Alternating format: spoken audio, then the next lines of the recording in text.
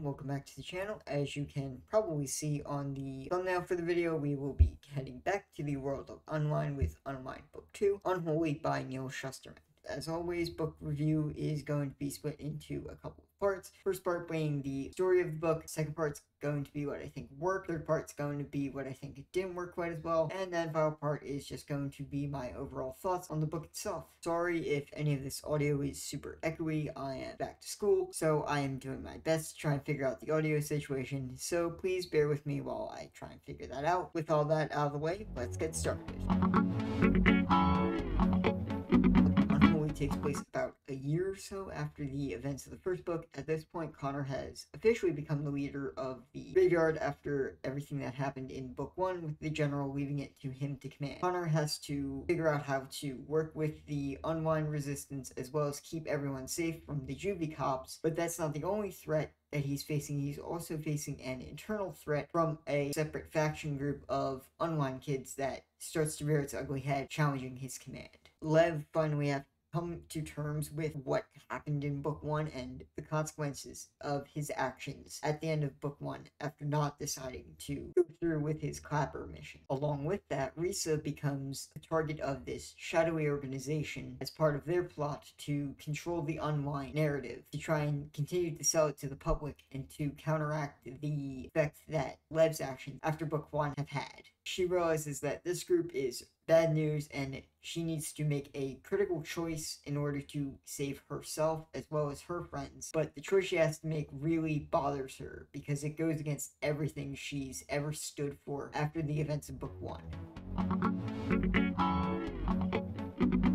So, starting off with what I think worked with the book. Surprisingly, I think Resa worked really well in this book. I know I was a bit hard on her on book 1 as I didn't find her the most interesting. I definitely found Connor and Lev more interesting than her. I think Shusterman finally fixed that for her character by putting her in this crazy situation where she has to battle with her moral beliefs. I won't spoil anything for the book. If you guys want to read it for yourselves, but she definitely, I think, is a better character in this book than she was in book 1. A lot of that comes from the situation she is put in, because again, she has to put aside her own moral beliefs on unwinding to save her friends, and even Connor believes what she's saying. Resa really came off as the better character in this book than she did in book 1. Another thing this book did that I absolutely appreciate was to give us a lot of lore and world building for the world of Unwind. In book 1, we were introduced to the idea of unwinding and all that, but we never really got in-depth history of it. We got brief history from the general, and in Unwholly, we finally get a full, proper history and a proper reason as to why all of this happened in the first place, which I really enjoyed, because, again, as you can probably tell, I've really been enjoying the series, and I wanted to finally find out more about the world, and Unwholly gave us exactly that.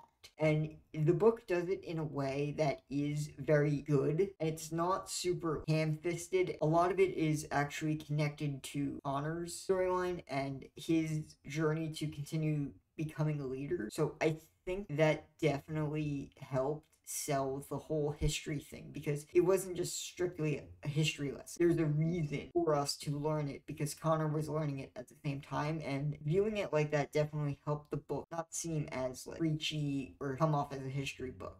Thing that I think the book does very well is use the character of Lev, because in this book, like I said in the story, Lev starts to see the consequences of his actions when he didn't go through with his mission at the end of book 1. We get this entire part of the story where Lev is kind of in this orphanage safe house for tides, and while he's there, they start worshipping him as basically like a messiah. Very quickly, he becomes very uncomfortable with all the attention he's getting, because he realizes deep down that he isn't that person. He's not delusional enough to believe that he's worthy of all this attention. It's definitely a very interesting thing for Lev, because in this book we get a lot more time with Lev as compared to book 1, where he just kind of drops off the face of the earth. We finally get a lot more development for him, which I really appreciate. I think he's maybe one of the better characters from the series. The one thing that kind of still bugs me is that we don't get a proper explanation as to why he became a Clapper during that time he was missing. We get allusions to it, but again, we don't see a proper look at Lev and his story at that point, which is really frustrating because I wanted to see that. Like, that would have been such a good story to finally get and to explain his character arc, especially explaining why he took those actions at the end of book one. Because at the end of book one, he just kind of returns out of nowhere. Or at least I was kind of like, okay, he's finally back. But why did he join the Clappers? Like, he just comes out of nowhere, and I kind of wish we finally had gotten that story. Again, I'm pretty satisfied with what we got from Lev in the Unholy book, at least.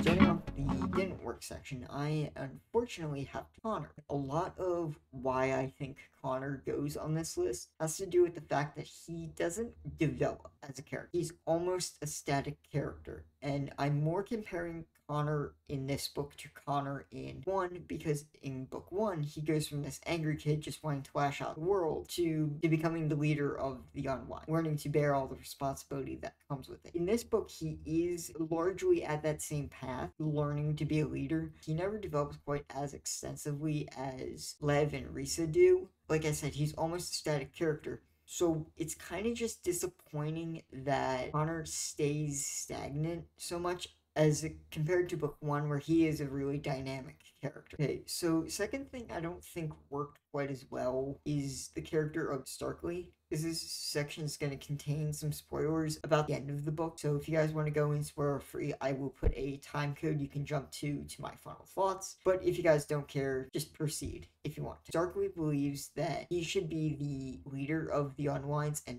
not Connor, because in his eyes, Connor doesn't live up to the Archon Aval mantle, and that Starkly should be the one to lead them. He basically takes on this sort of manipulative leader type role, and he starts to get all these Stark children behind him to foment a revolution in order to dethrone Connor and put himself in position of power. And this obviously comes to a head at the end of the book when Starkly officially launches his internal revolution against Connor. And I like the idea of Starkly as a character. I like the challenge to Connor and all that, but I don't know if Starkly was like the best character, but I don't think he was executed that well, because his plan falls apart in like 2 seconds. It doesn't get that far. And if you're gonna set that up, why not have that be like a more long-term thing? I just think Starkly was like, I wouldn't necessarily say wasted, but like a disappointed idea of a character. Could have been really cool, but he doesn't necessarily live up to the idea that he could have. So otherwise, I don't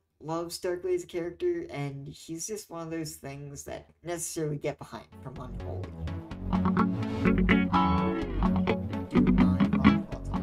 Overall, I did enjoy this as like a solid sequel, minus a couple of problems with Lev and Starkly. Otherwise, I really enjoyed this book. It gave us a lot of character development for Resa and Lev, who I think really needed the development. It gave us a lot of needed context for the world of Unwind, and otherwise it was just a solid book. I'm going to give Shusterman's Unwholly a 8 out of 10. That is going to be it for me for this week. If you guys enjoyed the video, please do not forget like, share, subscribe, and hit the notification bell so you do not miss the next video. Till then, I will see you guys later, and don't forget, keep on reading.